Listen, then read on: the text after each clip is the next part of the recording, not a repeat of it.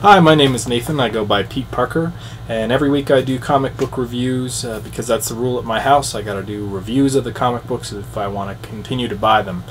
This review is going to be on Avengers number 12.1, The Avengers for some people who call it by the official name, I guess.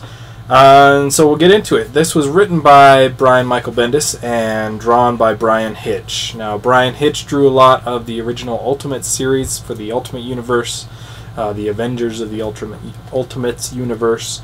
So if you like that kind of style, if you like those series, not the third one really, but the first and second one, then you'll probably like this art. I'm actually not a fan of Brian Hitch's art. I thought it was pretty good for the Ultimate series back in the day, but there's a lot of weirdness in what he specifically does. A lot of the faces have like some dark splotches on them in a lot of ways, and a lot of the surfaces aren't really clean, so it's just two things that I don't particularly enjoy. Check out this picture of Iron Man at the end. See his eye on my right over, oh yeah, on this side, my right. His eye looks really big on that side, and he looks really weird. He also looks like he's really filling in that helmet, but who knows.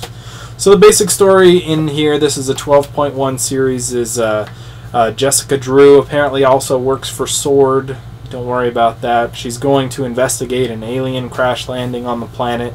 She is Spider-Woman, and she's part of the Avengers also. So when she doesn't report back, the head of SWORD goes to the Avengers and says, you know, she's missing and I'm worried about her. I went to check and see if she was there, and she wasn't there. So the Avengers all go down there. They have a little bit of argument about whether or not they're going to handle it as a team or not, and then they end up all going down there, or most of them, and tracking her down. Turns out she had been kidnapped by some of the smarter people, smarter bad guys that have all gotten together. I believe, what did they call themselves? Starts with an I. Intelligentsia. Intelligentsia, I guess? I guess they've been together before, but I've never really noticed them as a team.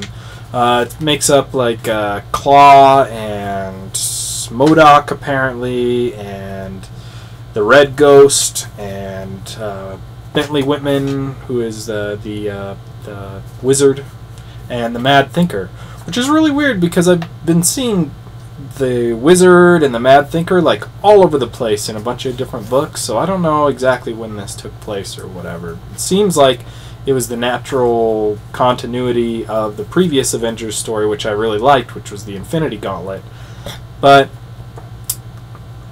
these characters, with the exception of MODOK, because this seems to be a different MODOK than the other one that we normally see. He seems a lot more high-tech. It looks a little bit different. But like the Wizard and Mad Thinker, I thought were somewhere else. The Wizard specifically, like in a high-security prison or something like that, that Mr. Fantastic just visited him like 2 issues ago or something like that, but I guess not. Anyway, I had the unfortunateness... Anyway, let me finish the story. The Avengers find her, they beat up the bad guys, and at the end, the bad guys recovered this space alien, which actually turned out to be a space knight from Rom and the Space Knights, who Ultron had infested, and so Ultron's back on Earth now. He comes to life right at the end. And then he sets off this big explosion and leaves. So basically my biggest problem with this story, because I didn't love it, was that my comic book store ran out of them by the time I got there, or I didn't pre-order or whatever. So I chose not to buy one at another store and waited a week to get it.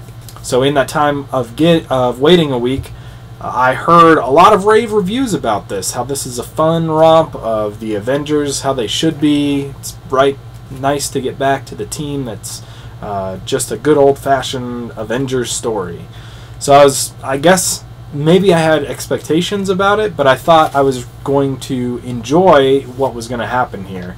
And I think I'd seen 1 or 2 of the first pages as a preview, but I didn't really put together what was going to be happening in this book. And then in the end, I felt like there was just too many characters on both sides, both the Avengers and the bad guy Intelligentsia, and I felt like other than introducing Ultron, here's an Ultron shot for you again. Having him come back from space, there's really no point to this whole story. And it was really weird how they took Moon Knight down there too. Because I guess he was on New Avengers for a while, and then since all of the Avengers, New Avengers, regular Avengers, Secret Avengers, were all sitting around together, Captain America or Steve Rogers, whoever, I think he's Steve Rogers in this still, just picked who he wanted to go down there to look for her, which was kind of cool because they specifically mentioned I need to have my best people. I need hunters, I need power, I need experts in the field of alien tech. And then when he says that, I was trying to look for who he's talking about because he's got probably 4 people on the page. It's Thor, Iron Man, Miss Marvel, and the Protector, who's the latest Captain Marvel or whatever. And so I was thinking, who's the hunter in that? I guess Thor is kind of the hunter. But then when they actually get down there, they show a lot more people. Wolverine, what's it called? Moon Knight, Beast, which I guess are all hunters. Wolverine makes sense. Beast kind of makes sense. I don't really see Moon Knight as a hunter. I don't really know why Moon Knight had to be there at all. So he has one line, I guess. So ultimately, since I don't really love Brian Hitch's art, and the story seemed inconsequential other than offering that Ultron is back from space, and there was like weird continuity errors about where people are and why they're where they are, which I try not to let trip me up, because Wolverine and Spider-Man are in every team and in every book all over the place. They're in space, they're underground, they're in another reality all at the same time. But it's like the smaller characters or the bad guys, the main bad guys of the plot, like when you do that, that's what's weird. So I gave it a 3 out of 5 because it's probably an average book. I can see why some people would enjoy it, but I didn't really like it. So I'm hoping that as it's a 12.1 issue and we had 12 before, that they're just going to go into a different story than this. This was kind of a side story to introduce Ultron, but we'll see coming up in 13. So that's it, 3 out of 5. If you like Brian Hitch, you'll probably really like this. Otherwise, you could probably skip it and just know that Ultron's back. Alright, check out my other reviews.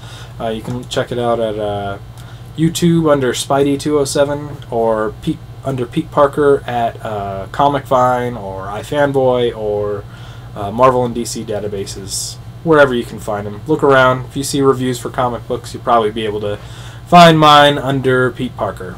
Alright. Take it easy. Thanks for listening.